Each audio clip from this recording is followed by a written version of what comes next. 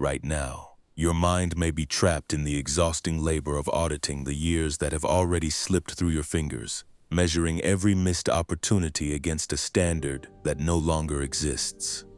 You are lying in the quiet of your room, perhaps with the faint rhythmic sound of rain tapping against the glass or the distant muffled hum of a city that refuses to sleep, while your own internal clock ticks with a frantic, uneven intensity. It is a heavy, metallic sort of fatigue, the weight of carrying a timepiece that has stopped, yet which your mind insists on winding over and over, hoping that if you just turn the key one more time, you can somehow undo the rust, reset the gears, and reclaim the moments you feel you have squandered.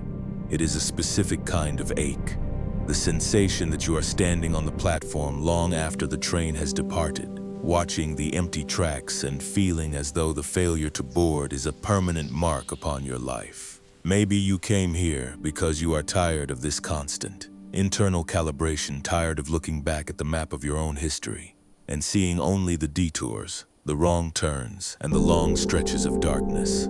You are not broken for feeling this weight, nor is it a sign of character flaw that your heart continues to mourn the passage of time. In truth, this desperate desire to fix your timeline is simply your mind's way of trying to find order in a world that feels unmanageable. You want to feel that your life has meaning, and you fear that if you acknowledge the time lost, you are acknowledging that the effort was in vain. Tonight, we are going to explore why this compulsion to repair the past is the very thing keeping you anchored in the dark. We will not try to force your mind into a coerced silence, because a mind treated like an enemy will only fight back with louder, faster ticks instead. We will learn to listen to the silence between the moments. You do not need to solve your whole life tonight. There is nothing required of you in this space except for the willingness to let your hands fall open. If it feels right, allow your body to settle deeper into your mattress, feeling the weight of your limbs as they finally surrender to the gravity of the room. You are safe enough to soften. The clock on the wall will continue its movement without your oversight. And for this hour, you are permitted to relinquish the heavy burden of calculating your own worth against the passing years. There is a profound paradox hidden in the way we struggle. We believe that we must constantly monitor our progress, analyzing our past mistakes to ensure that we do not repeat them, thinking that this vigilance will finally bring us peace. We imagine that if we can just understand exactly where we went wrong, if we can just polish the brass gears of our memory until they shine, we will finally be ready to begin living. Yet, the Buddhist path offers a shift that is as subtle as it is transformative. Peace is not found by fixing the broken clock of the past. It is found by noticing that you are the one listening to the ticking, not the mechanism itself. Imagine you are walking into a quiet, shadowed workshop, tucked away in the deepest corner of a mountain village. The air here is cool and smells faintly of machine oil, cedar wood, and the dry, sweet scent of aging parchment. Everywhere you look, there are shelves filled with hundreds of brass timepieces. Some are large and ornate. Others are tiny and delicate, their faces cracked, their hands frozen at different hours of the day. In the center of the room, there is a workbench bathed in a single golden shaft of afternoon light. On this bench sits a watch that you have brought with you, an intricate tarnished brass pocket watch with a spiderweb crack running across its glass face. It has not ticked in years. You have spent so much energy trying to force this specific watch to run, believing that if it would only start again, your own life would finally synchronize with the world. But the old watchmaker who lives here does not reach for a screwdriver. He does not reach for oil or a magnifying glass. He simply sets the watch down on the cool wood and gestures for you to sit on a stool beside him. He does not ask you to describe what happened to the watch, or why it stopped, or how much time you feel you have wasted trying to repair it. He simply sits in the silence of the room, surrounded by the rhythmic, non-synchronous ticking of the hundreds of other clocks on the walls. It is a disorienting, beautiful symphony, 1,000 different moments happening at once, none of them trying to catch up to the other. This workshop is the landscape of your inner life. You have been so fixated on the one broken watch on the bench that you have become deaf to the rhythm of the entire room. You have been so preoccupied with the what-ifs and the if-onlys of your history that you have forgotten how to breathe in the present. You are trying to force your own internal clock to run according to a schedule that was set by fear and regret. And when it fails, you add the pain of your own judgment to the pain of the event. You are standing at the threshold of a different understanding. You do not need to be a perfectly running machine to have value.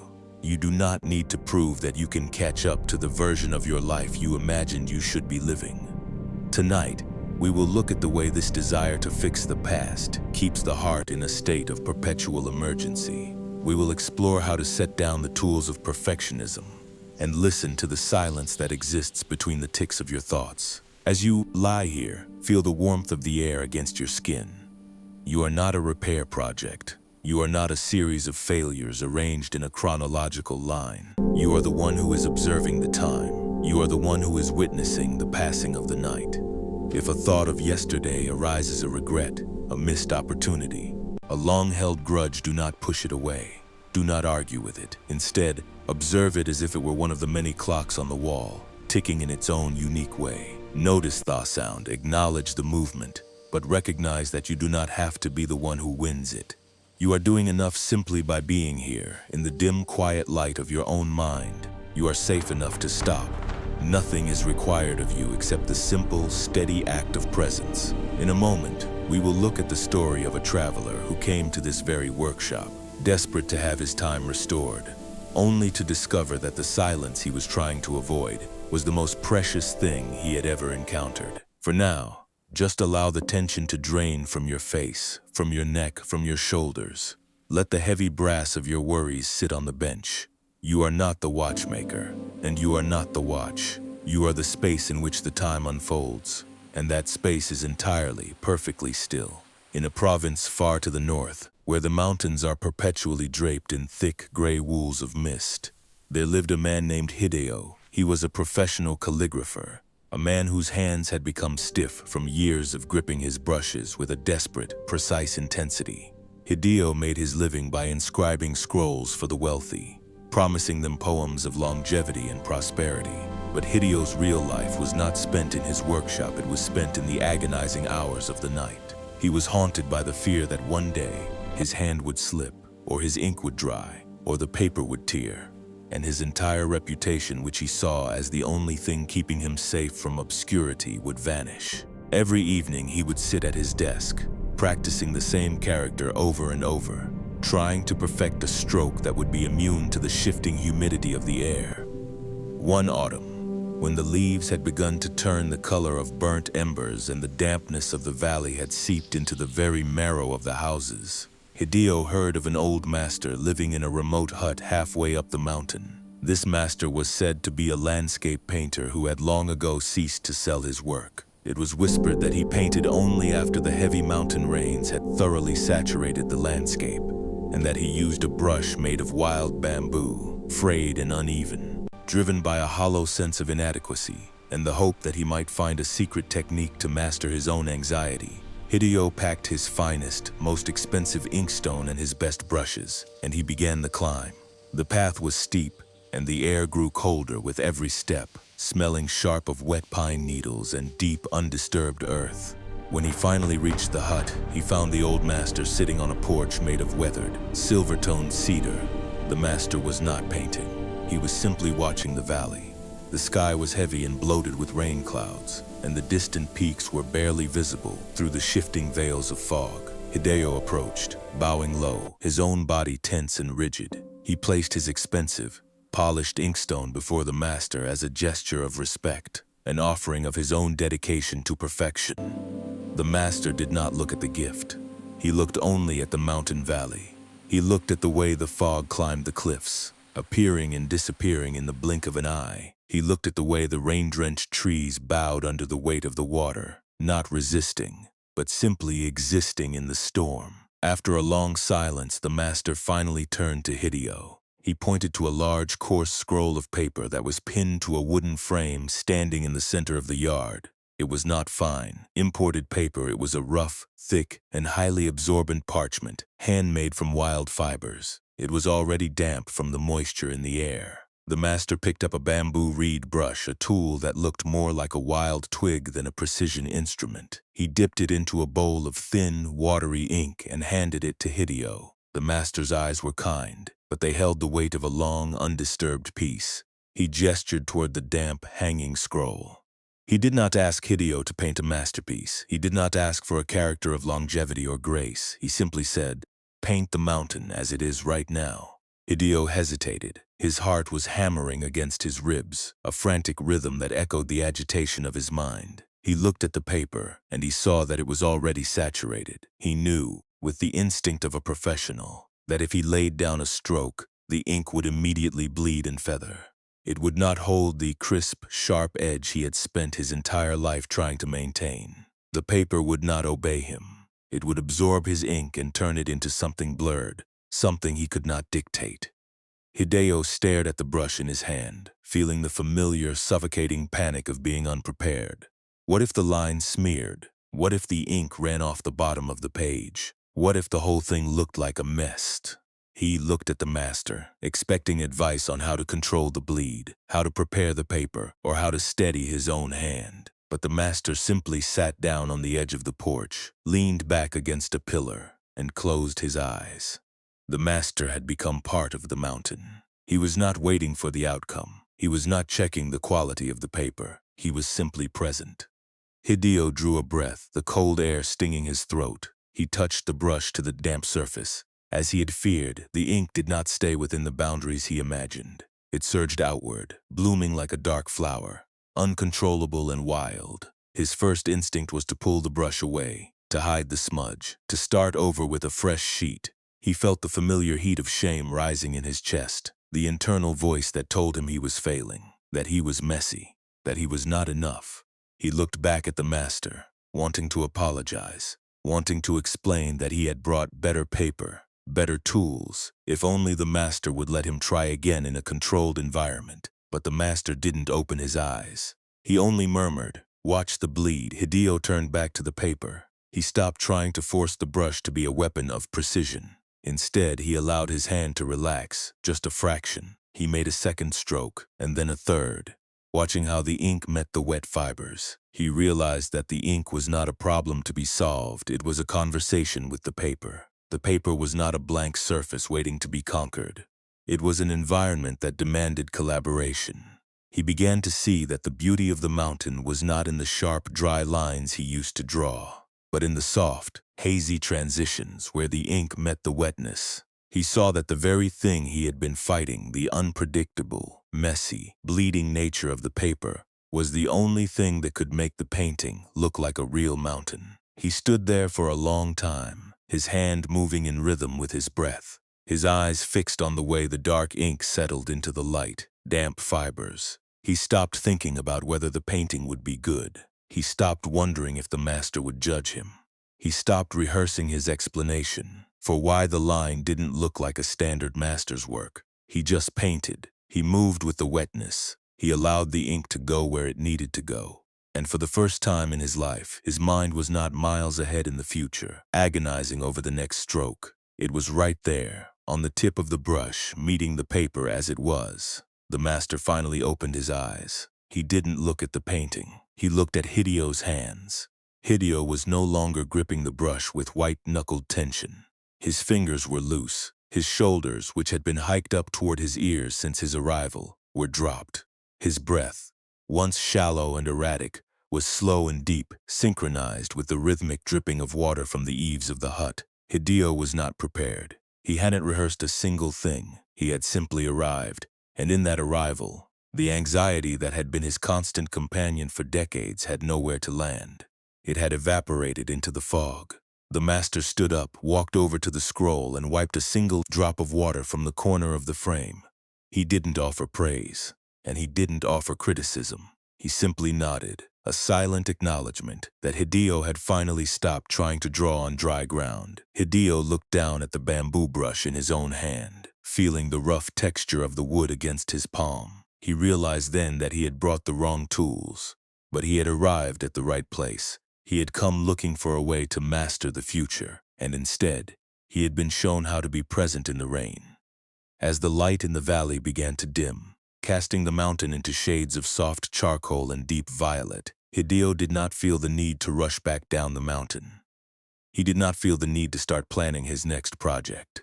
He simply stood there in the dampness, feeling the cool air against his skin, listening to the mountain breathe. And for the first time in his life, he was not trying to be anywhere else. This story is not telling us that we should stop caring about our work, or that we should abandon the goals that drive our daily lives. It is not asking us to become cold or indifferent to the outcomes we seek. Instead, it is showing us something much quieter and infinitely more gentle. The suffering that kept Hideo awake at night, the same exhaustion that may be weighing on your own chest, was not caused by the act of painting itself. It was not caused by the challenge of the craft or the uncertainty of the mountain weather. The suffering was created by the way his mind demanded the paper behave. You see, Hideo was treating his life like a scroll of dry, treated parchment. He believed that if he could just be skilled enough, careful enough, and vigilant enough, he could force the reality of his existence to hold the shape he desired. He viewed any deviation, any bleeding of ink, as a failure of his own character. When the ink ran, he did not just see a painting, he saw a verdict on his worth. This is the mechanism that turns our daily challenges into long-term anxiety. We believe that we are responsible for controlling the uncontrollable, and when the unexpected occurs, we take it as a personal wound. Buddhist wisdom reminds us that we often suffer twice. The first wound is the difficulty of life itself, the change, the loss, the uncertainty, the moments when things do not go according to our plans. This is simply the nature of being human. It is the wet paper that shifts and moves. The second wound, however, is the one we add ourselves. It is the story we tell about the first wound. It is the judgment, the panic, and the frantic attempt to fix what has already passed. Hideo was not suffering because the ink bled. He was suffering because he was fighting against the fact that the ink was bleeding.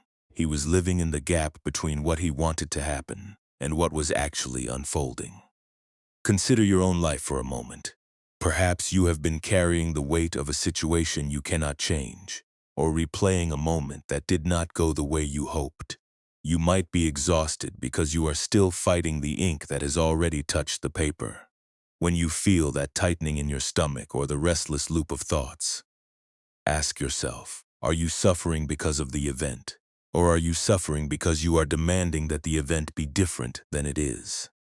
This is not a cold philosophy. It is a compassionate invitation to set down the heavy tools of perfectionism. When the old master told Hideo to paint the mountain as it was, he was not suggesting that the painting would be perfect. He was showing Hideo that the act of living is not about the final result. It is about the quality of our presence while we are engaged in the process. When Hideo finally stopped trying to force the brush, he discovered that he was still painting. He was still creating, in fact. He was creating something far more vibrant and honest than the rigid, controlled lines he had labored over for years. We often fear that if we let go of our constant planning, we will lose our footing. We believe that our anxiety is the only thing keeping us safe. But notice what happened to the painter when he finally relaxed his grip. The mountain did not vanish. The rain did not stop simply because he changed his attitude, but the inner landscape shifted entirely. The pressure to be the master of the future dissolved into the simplicity of the present. He was still in the hut, he was still on the mountain, and he was still facing the same shifting fog, but he was no longer at war with the elements. This is the meaning of working with the wet paper. Your life is not a static scroll waiting for you to carve your legacy into it with a dry, stiff brush. Your life is a living, breathing, absorbent field of experience. You are invited to participate in this field, not as a commander, but as a collaborator. When you feel the familiar impulse to build a fortress of what-ifs around your future, remember that you are trying to paint on dry ground where there is only water. You are trying to command the tides to stop moving. You have permission to stop adding that second wound. You have permission to notice the pain of the current moment without labeling it as your own personal failure. When the mind says, I must fix this, I must prevent this, I must ensure this, you can simply observe the thought as if it were a single, fleeting drop of ink on a dark, wet page. You do not have to grab it. You do not have to scrub it away. You do not have to prove that you are capable of stopping it. You can simply watch it spread, watch it harmonize with the rest of the landscape, and continue to hold your brush with a gentle, open hand. The old master knew that Hideo could not learn this through a lecture. He could not learn it by reading about it in a book or by being told to simply be calm. He had to feel the bamboo reed in his own palm. He had to witness the way the ink reacted to the moisture. He had to experience the moment where the need to be perfect finally exhausted itself, leaving behind a silence that was more profound than any technique. Tonight, as you lie here, you are also in the hut. You are sitting before a scroll that has been waiting for your attention. You have been holding your brush so tightly that your hand has gone numb, and your heart has become heavy with the effort of trying to dictate the shape of your own experience. But look at the room around you. Listen to the small sounds of the house settling in the dark. There is no requirement for you to be anything other than what you are. The future is not something you are failing to build, it is simply something that has not yet touched the paper. When you feel that urge to mentally rehearse your tomorrow, gently, without judgment, imagine placing that urge onto the coarse, absorbent paper. Watch it bleed. Watch the edges of that thought soften and blur. Notice that the thought itself is just a movement of your mind, a ripple in the fabric of the night. It does not need to be acted upon, and it certainly does not need to be punished. By observing it, you are already practicing a different way of being. You are no longer the one who is frantically painting on a dry surface. You are the one who is watching the masterpiece of your own life unfold, stroke by stroke, in the quiet company of the present moment. There is a natural rhythm to this, just as the mountain air demands a different touch than the warm air of the valley. Your life requires a different kind of attention than the one you have been using. You have spent so much energy trying to maintain a standard that the world never asked you to keep. You have been straining to capture a version of yourself that is static, unchanging, and impervious to the weather of the world. But that is not what you are. You are the one who paints in the rain. You are the one who finds beauty in the blur. In a little while, we will explore the story of an apprentice who learned that the most beautiful line is the one that follows the path of least resistance. For now, simply allow the weight of your day to rest. You do not need to take anything with you into the silence. You do not need to bring your worries, your plans, or your regrets into the stillness of your own heart. They are like the ink that has already landed on the paper. They have left their mark, and they have become part of the picture. There is no need to try to erase them or hide them. You can simply continue to paint the next moment with a breath that is slower, a grip that is softer, and a mind that is finally beginning to recognize that it is not the paper itself, but the one who is watching the colors bleed into the night.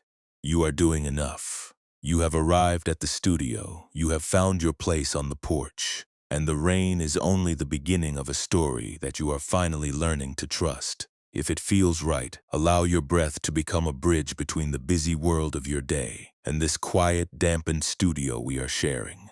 You do not need to change your breathing pattern, simply notice it as it is. Let the air move in through your nose, cool and thin, and feel it travel down, past the tightness in your throat, past the heavy weight on your chest, down into the belly. Imagine that with every exhale you are not trying to push anything away, but rather, you are simply allowing the air to carry the tension out of your body, much like the way a gentle wind might lift the mist from the mountain floor. There is no need to force your mind into a void. Trying to stop thinking is like trying to stop the ink from bleeding onto the wet paper. It only creates more resistance. Instead, we are going to practice the art of the painter in the rain. Bring your attention to your body. Is there a place where you are still gripping? Still holding on to the brush of your awareness with a clenched fist? Perhaps your jaw is set or your shoulders have crept toward your ears. Soften them, not because you have to be perfect, but because the mountain air is cool, and there is no reason to carry the extra weight of your own protection tonight. Now imagine that scroll of rough, absorbent paper is laid out in front of you. This is the space of your awareness. It is vast. It is patient, and it is capable of holding whatever you place upon it. Now choose one thought that has been circling your mind today, a worry about a conversation, a plan for tomorrow, a regret from last week. Do not run from it. Do not fight it. Simply turn your gaze toward it. See it for what it is, a single dark drop of ink hovering over the surface of your life. There is no rush to drop it. Just hold it in your mind, and as you inhale, observe the weight of it. Notice where you feel that thought in your body, perhaps as a flutter in the stomach or a heaviness in the back of your neck. Now, as you exhale, imagine gently touching that drop of ink to the damp, thirsty paper. Watch it land. You do not need to guide it. You do not need to define its shape. Just watch as the ink begins to touch the fibers, as it starts to bleed and soften.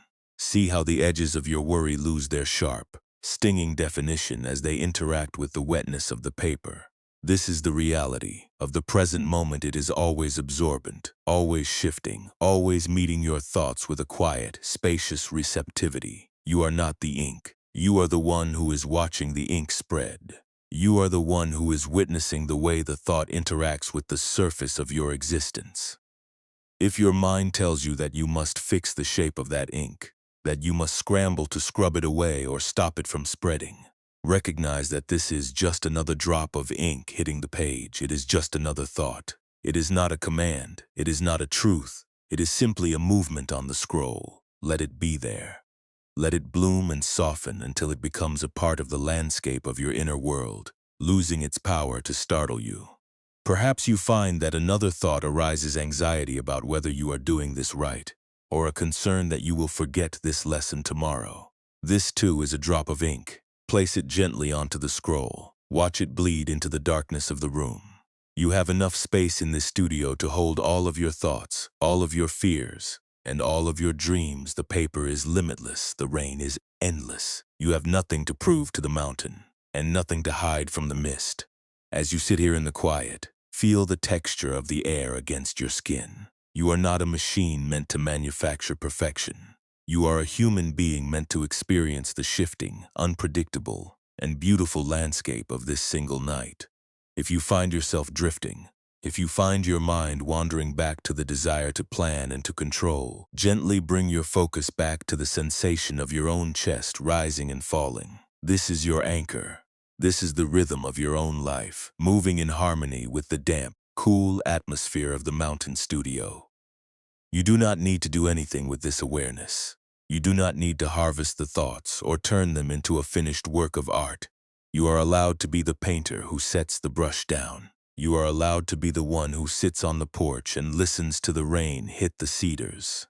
There is a deep, ancient intelligence in knowing when to stop, when to let the ink finish its own journey across the page. Feel the weight of your limbs sinking into the bedding. Let the floor beneath you be the solid mountain rock that supports your hut. Let the darkness of the room be the soft, protective shroud of the mountain mist. You are safe enough to let the unfinished patterns of your life remain as they are for a few hours. Nothing will fall apart if you stop holding it up with your vigilance. The world will not crack because you have decided to rest your hands. If it feels right, place one hand over your heart.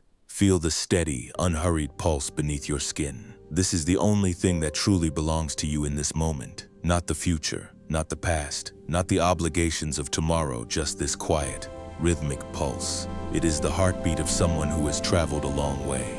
Someone who has carried a heavy brush for a very long time, and who has finally found a place where they can set their tools aside.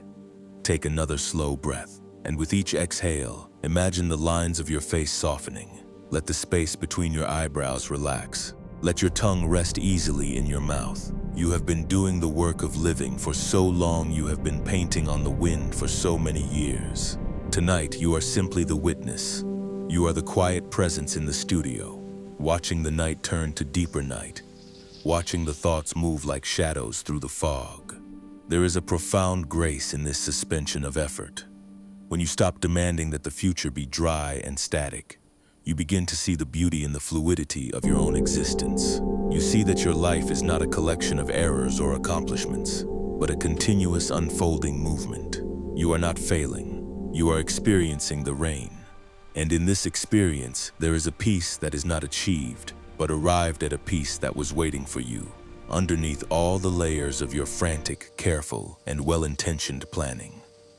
Return your attention to the feeling of the sheets against your legs, the quiet space of the room, and the gentle, rhythmic sound of the silence itself. You are not alone in this studio.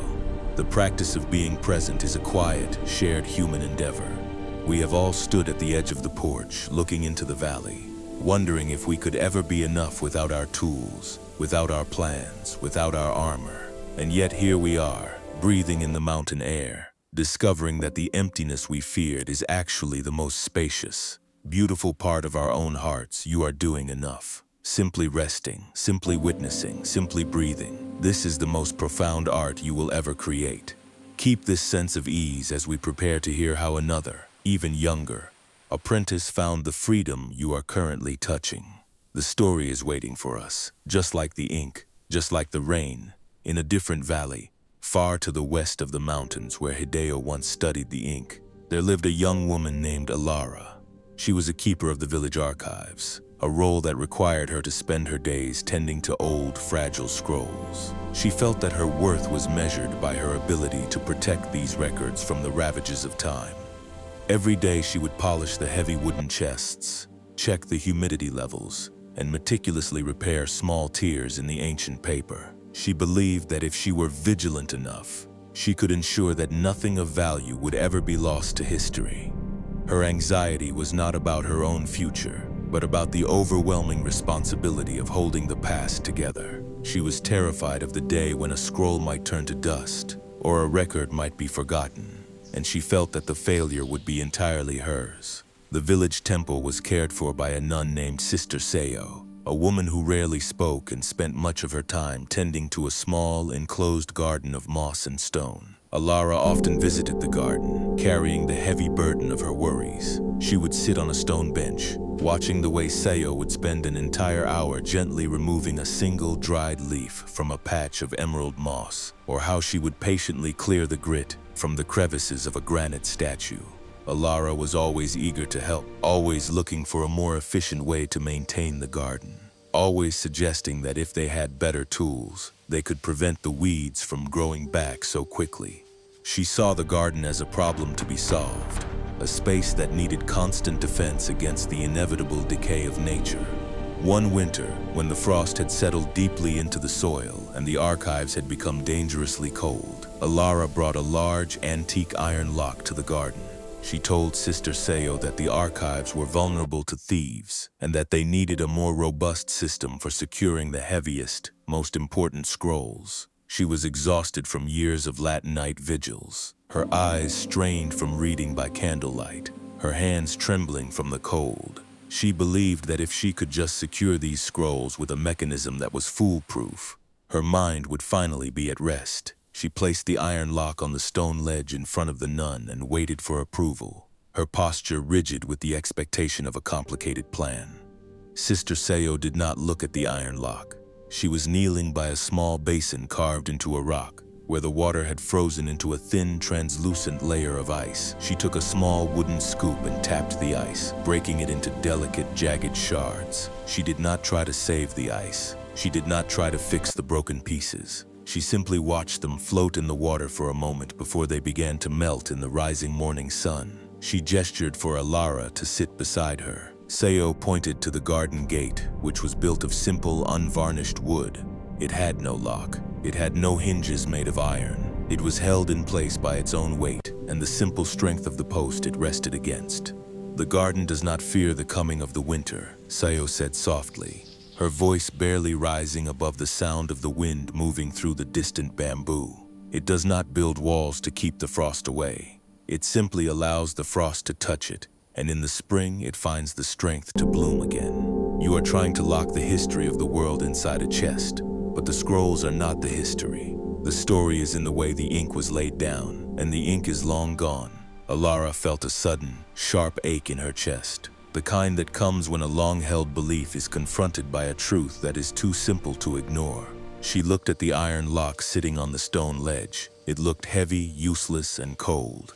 She realized that she had been spending her entire life trying to lock her experiences, trying to secure her past, trying to ensure that no part of her life could ever be taken away or changed. She had been treating her own soul like a delicate scroll that needed to be kept behind iron bars. She looked at her own hands. They were covered in ink stains, dry from the winter air and trembling. She had been so afraid of losing the record of her life that she had never allowed herself to live it. She had been so busy guarding the archives that she hadn't noticed the sun rising every morning, the way the frost turned the garden into a landscape of silver, or the way the moss thrived in the damp, dark places she considered beneath her notice. Sayo picked up the iron lock, turned it over in her hands, and then, with a motion that was entirely unhurried, she reached out and placed it into Alara's palm. It was heavier than Alara remembered. The metal was cold against her skin.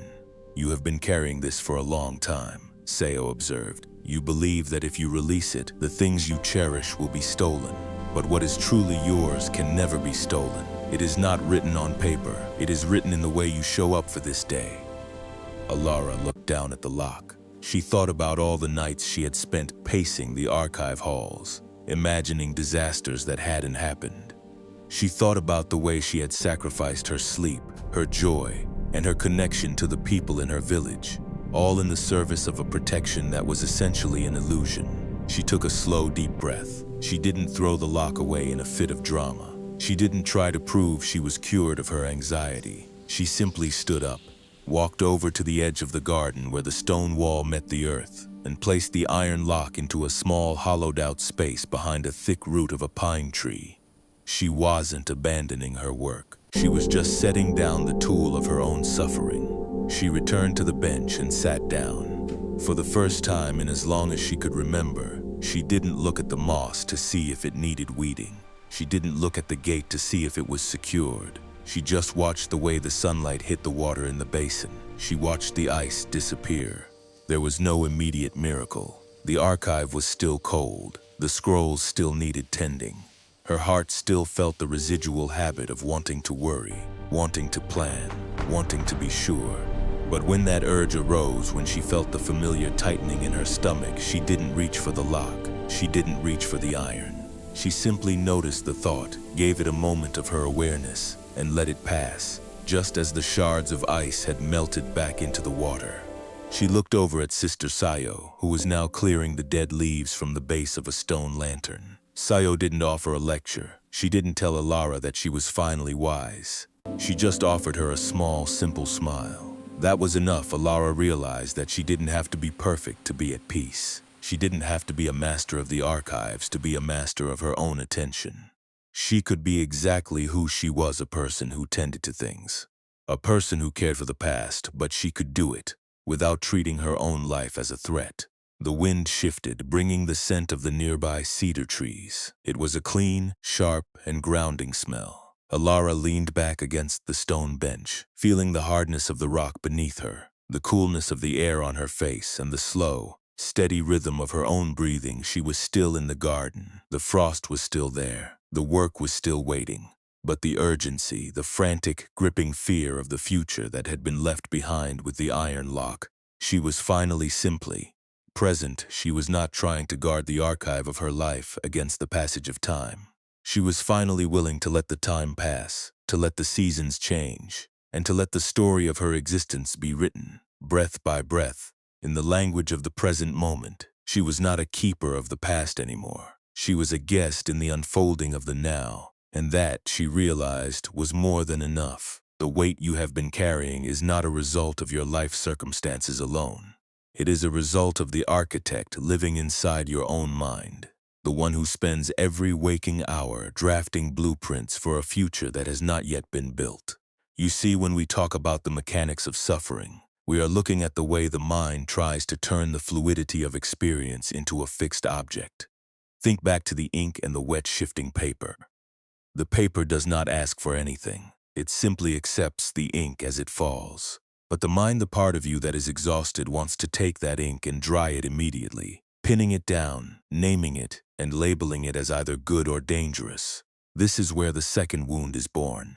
The first wound is the reality of your day, a missed opportunity, a difficult interaction, a moment of loneliness, a project that did not yield the results you envisioned. This is simply the nature of being alive. It is the rain hitting the studio roof. It is the natural movement of the world. But the second wound, the one that keeps you restless in the quiet of the night, is the story your mind adds to that first event.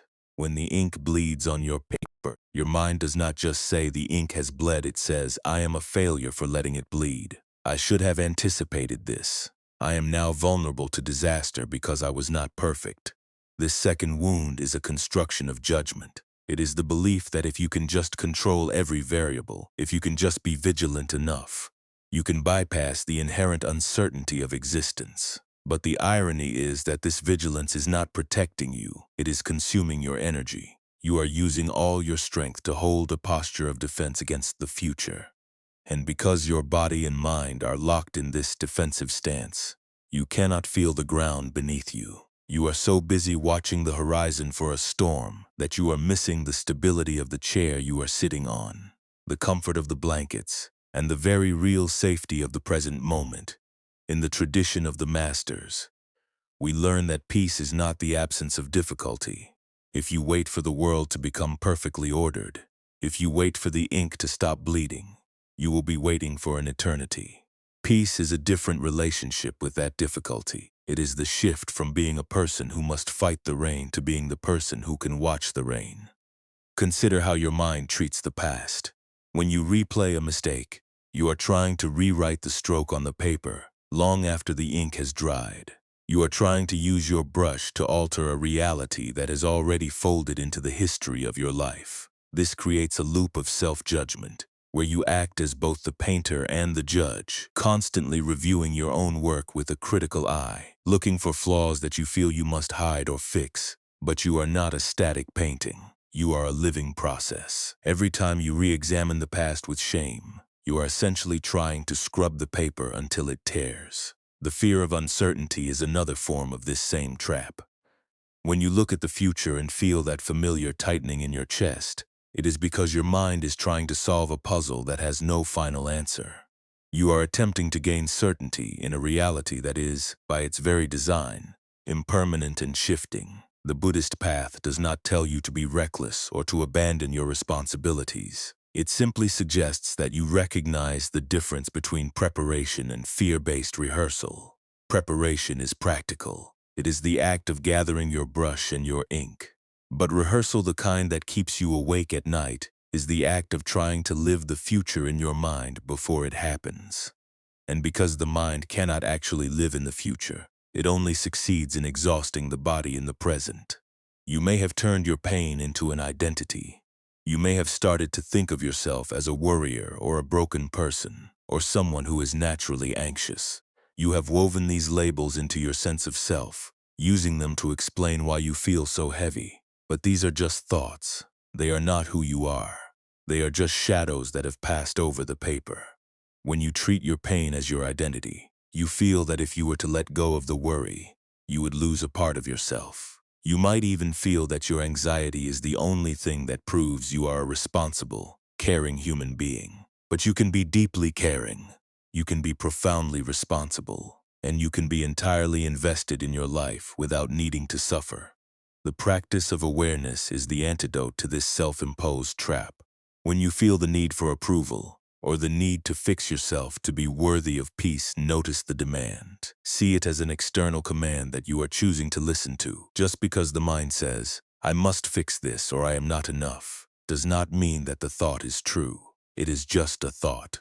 You are the space that notices the thought. You are the mountain studio that houses the painter. You are the vastness that allows the bleed to happen. When you start to witness your own reactions instead of becoming them, you begin to break the cycle of the second wound. You stop feeding the fire with the wood of your own judgment. You stop asking why the ink is bleeding, and instead simply observe the beauty of the pattern it creates. This is a subtle shift. You do not need to do anything dramatic. You do not need to rewrite your personality or purge your mind of all thoughts. You only need to change your relationship with the observer. Instead of being the person who is frantically trying to control the uncontrollable, become the person who acknowledges that life is moving, changing, and unpredictable.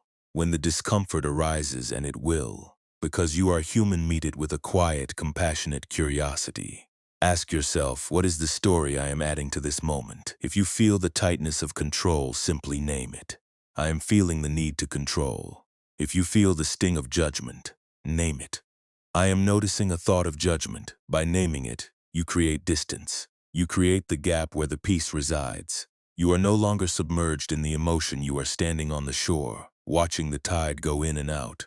This is the wisdom that Hideo and Alara touched, the realization that we are not the tools we use, nor are we the mistakes we fear we have made. We are the ones who are present for the entirety of the experience. You are safe enough to stop fighting. You are safe enough to let the paper be wet. You are safe enough to set down the heavy iron lock of your own expectations. Tonight, allow yourself the grace to witness your own mind as you would witness a shifting, hazy landscape. There is no need to make it clear. There is no need to make it stay still. Let it be as it is, and notice how, in the simple act of witnessing, the tension begins to lose its hold. The heart has a natural capacity for peace, but it requires the freedom to exist without being constantly corrected. Give yourself that freedom tonight. Give yourself the permission to simply be, to let the ink spread, and to rest in the awareness that you are, and have always been, enough.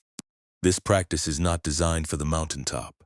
It is designed for the moments when you are sitting in your car, waiting for a text message that feels like it carries the weight of your entire security. It is for those hours at 3 in the morning when the ceiling fan seems to be the only witness to your mental rehearsal of a conversation that ended months ago. When you feel that familiar itch to check your phone, not because you need information, but because you are seeking a tiny, artificial hit of reassurance to soothe the anxiety of the unknown. That is the exact moment to pause. That is the moment the paper is wet, and you are reaching for your brush. Instead of rushing to fill the void with distraction, simply feel the urge itself. Notice the way your heart quickens and your thumb twitches toward the screen. You are not a bad person for wanting safety. You are just a human being who has forgotten that you are allowed to rest without a guarantee. In that moment, take one slow, deliberate breath. Recognize that the anxiety is just a drop of ink, and the screen you are holding is not a wall that can hold back the tide of your life. You do not have to resolve the tension. You do not have to solve the relationship or secure the future before you can breathe. Just notice the urge, feel the space around it, and realize that you are still standing on solid ground, even if the ink feels like it is bleeding in every direction. Perhaps you are familiar with the exhausting habit of comparing your own internal landscape to the carefully curated versions of others. You look at their lives, the dry, polished scrolls they present to the world, and you feel that you are falling behind, that your own life is too messy, too blurred, or too slow. This is the ultimate trap of the painter who thinks the only good art is the one that stays within the lines. But remember, the beauty of the human experience is not in the sharp edges. It is in the way we handle the bleed. When you feel that pang of inadequacy, it is simply the mind trying to compare a living, breathing reality to a static image. Remind yourself that you do not see the wet paper behind their lines. You do not see the struggles they are also trying to keep from smearing. Give yourself the grace to be a work in progress. You are not behind, you are simply in a different part of the painting. There will be times, perhaps tomorrow, when you feel the heavy mantle of needing to be okay for everyone else. You might be at work or with family, smiling while your internal world feels like a charcoal smudge. You believe that if you show your vulnerability, the structure of your life will collapse. But this is the same illusion that kept Hideo and Ilara in their cages. You can be present, you can be kind, and you can be reliable without having to pretend that you are made of iron. A small, honest pause, a single breath taken while looking out a window, a moment of slowing your pace while walking down a hallway can be a form of profound wisdom. It is a way of saying to yourself, I am here, the paper is wet, and I do not have to be anywhere else. We often think that rest must be earned. We think we have to finish every task, clear every debt, and resolve every conflict before we are allowed to lay down our brushes. We feel a quiet, gnawing guilt when we stop to watch a sunset or simply sit in the quiet of our own homes. But this is a distortion of the natural order. Just as the mountain valley rests when the fog rolls in, you are allowed to rest because you exist. You do not need a list of accomplishments to justify your place in the world. When the guilt arises, recognize it as another drop of ink. It is just a thought that tells you you are not enough. It is not the truth. The truth is that you are part of the unfolding of this evening, and you have already contributed enough simply by being a witness to it. Even in the most complex relationship, you can choose to loosen your grip. We often try to manage the people we love, predicting their reactions and trying to prevent them from feeling pain, as if we could manage their brushstrokes for them. But love, when it is unburdened by control, is much lighter.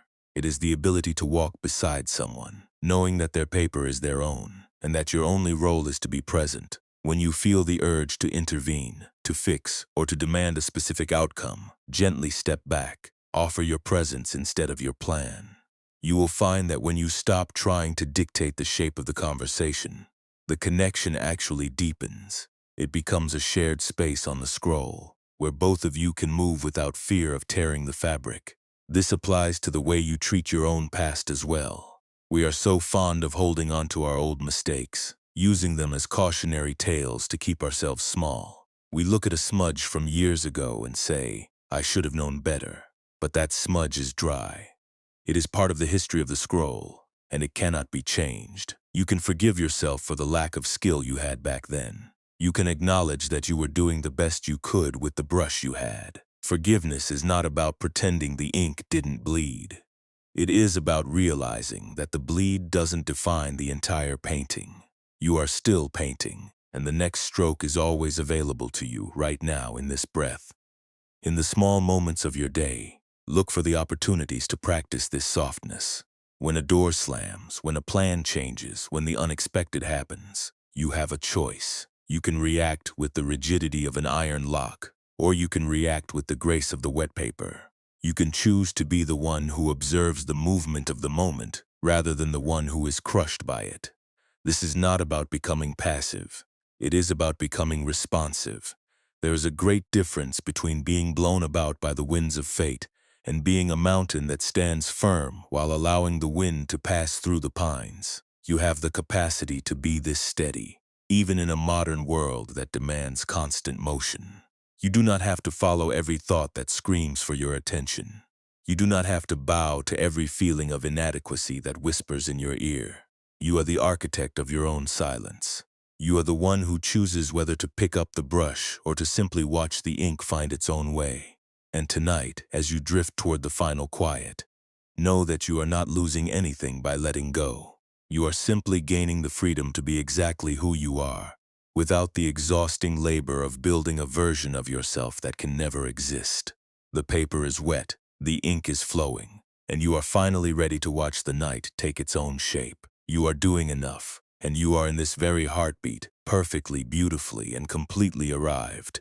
The workshop of your mind is growing dim, the brass gears slowing, the sharp, frantic rhythm of the ticking fading into a soft, resonant pulse. There is no more need to wind the springs, no more need to force the hands to point toward a future you cannot yet see. You have spent so much of your life trying to repair the time you believed was broken, trying to polish the cracks in your own history. But tonight, you are finally allowed to set the tools aside.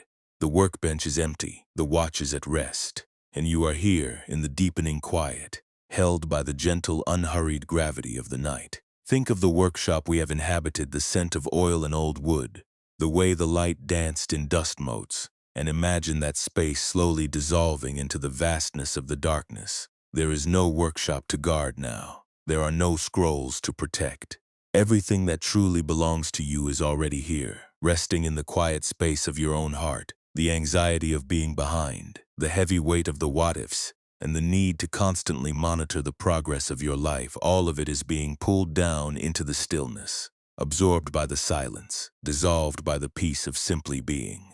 You are not failing because you are tired. You are not losing time because you are resting. You are reclaiming the only time that has ever existed. This breath, this moment, this slow, deliberate descent into the dark.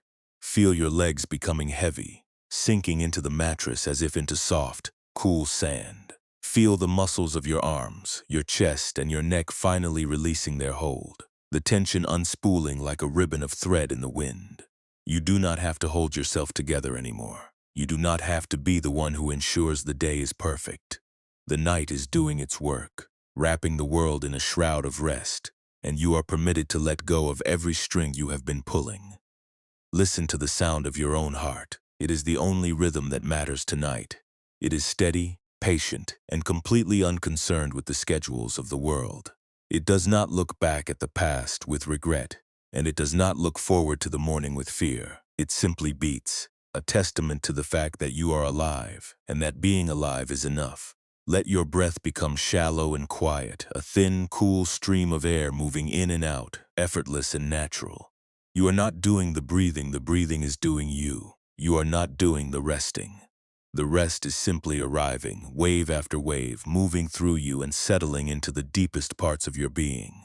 The dust motes have stopped dancing. The golden light has retreated from the workshop floor. All that remains is the soft, black velvet of the night. It is a protective, embracing darkness, a space where nothing is expected of you, where there is no test to pass, no goal to reach, and no repair to make. You are not a clock that needs to be fixed. You are the infinite, quiet awareness that watches the time pass, the observer who is finally resting in the beauty of the void.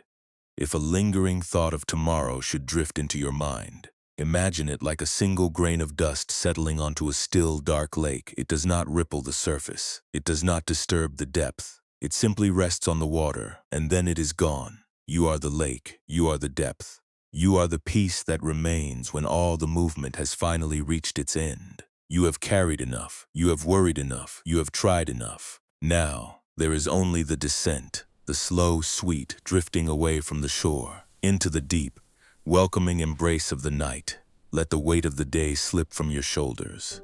Let the memories of missed opportunities drift like fallen leaves into the stream, floating away, becoming part of the landscape you no longer need to manage. Everything you have experienced, every mistake you have made, every moment you have feared losing it is all being held by the silence. It is safe to let go. It is safe to be empty. It is safe to be silent. You are returning home, not to a place, but to the stillness that has always been waiting behind the noise of your own mind. The workshop doors are closed. The key is in the lock. You are finally off duty, finally released from the service of your own expectations, finally free to simply be the witness, the breather, the dreamer. Everything you have ever sought is resting here in the center of the stillness. You are enough, just as you are, in this single quiet and timeless moment. And if the life you were trying to control has been waiting all along for you to finally stop holding your breath and trust it to unfold, what would it feel like to simply close your eyes, drift into the center of your own quiet, and finally let go?